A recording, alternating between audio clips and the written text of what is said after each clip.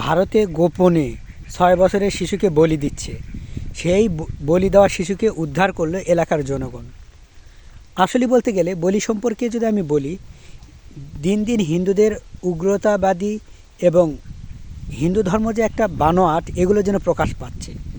আচ্ছা, মা কালী, এই মা কালীর শুরুতে মা শব্দ এনে এরা অপবিত্র করে ফেলছে। কোনো মা তার সন্তানের বলি চায়? কোনো মা কিন্তু তার সন্তানের বলি চায় না। প্রয়োজনে মা নিজের জীবন দিয়ে দেবে, তবু সন্তানের বলি চায় না।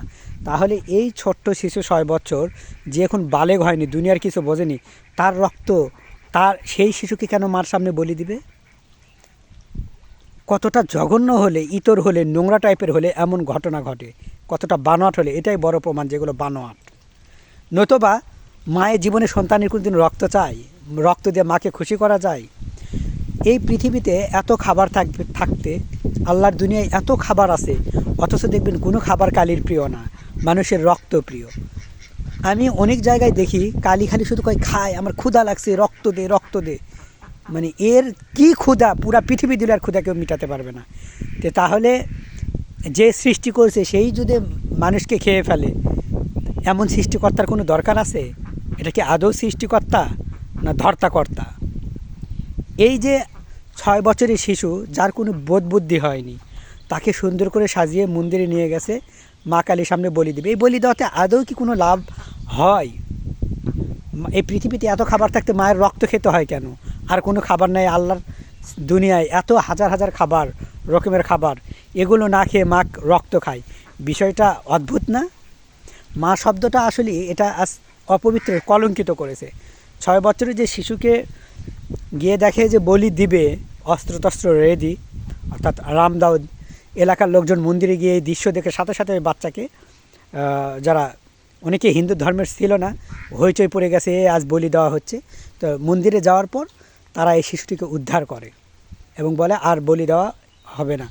কত শিশু ভারতে যে বলি দেওয়া হয়, কত শিশুকে চুরি করা হয়। আপনি দেখেন না, অনেক সময় বাচ্চা চুরি হয়ে যায়, চুরি করে নিয়ে গিয়ে কী করে, কালীর সামনে বলি দেয়। এবং অনেকে পাঁঠা বলি দেয়। তো পাঁঠা বলির ক্ষেত্রে একজন কমেন্টে লিখছিল, এক জায়গায় আমি দেখছিলাম, ওই কমেন্টটা যদি সে হাস্যকর, আমি মনে করি হয়তো সে হাস্যকরের কারণে কমেন্টটা লেখছে যে মা কালী নাকি যখন ওই যে ছাগল ছিল আর কি, যেটা ছাগি যেটা বলে, ছাগির রূপ ধারণ করছে, তখন নাকি পাটা এসে কাম সারছে। এরকম অনেকে কমেন্টে বলে। যাই হোক, সেটা আলাদা বিষয়। যে যার ধর্ম পালন করবে, কেউ কাউকে ছোট করবে না। কিন্তু বলি প্রথা, একটা শিশু বাচ্চা কিছুই বোঝে না, তাকে বলি দেওয়া, পৃথিবী থেকে বিদায় করে দেওয়া উচিত হয়নি। অনেক জায়গায়, রাজশাহীতে এবং আরও অন্যান্য জায়গায় এরকম শোনা যায় যে বলি দেওয়া হয়। আসলে একটা বাচ্চা, ছোট বাচ্চা কি বোঝে? তার কি ভালো মন্দ জ্ঞান হয়নি? মানুষ দুনিয়াতে আসে বাঁচার জন্য, কত লড়াই করে, আর আপনারা কি করেন? সেই মানুষকে বাঁচা তো দূরের কথা, বোধ বুদ্ধি হওয়ার আগেই তাকে পৃথিবী থেকে তাড়িয়ে দিলেন। অথচ ওই রক্ত কি আদৌ কালী খায়? প্রশ্ন আপনাদের কাছে, যারা এই 2 নম্বরই কাজে জড়িত। আমি সমস্ত হিন্দুদের কখনোই ছোট করব না, কারণ যারা এই কাজ করে আমি তাদের প্রতিবাদ স্বরূপ এই কথাগুলো তাদেরকে প্রশ্ন করলাম। হিন্দুরা হিন্দু ধর্ম পালন করবে, মুসলিমরা মুসলিম ধর্ম পালন করবে, ধর্ম নিয়ে বিরোধ নয়। বিরোধ হলে এই ছোট্ট বাচ্চা কিছুই বোঝে না দুনিয়াবি, যার কোনো বোধবুদ্ধি হয়নি, তাকে কেন বলির জন্য নেওয়া হলো? এবং কত শিশুকে বলি দেওয়া হলো, অনেক বাচ্চাকে খুঁজে পাওয়া যায় না, পরে শোনা যায় বলি হয়ে গেছে। তাহলে এই বলি দেওয়াতে আদৌ কি কোনো লাভ আছে?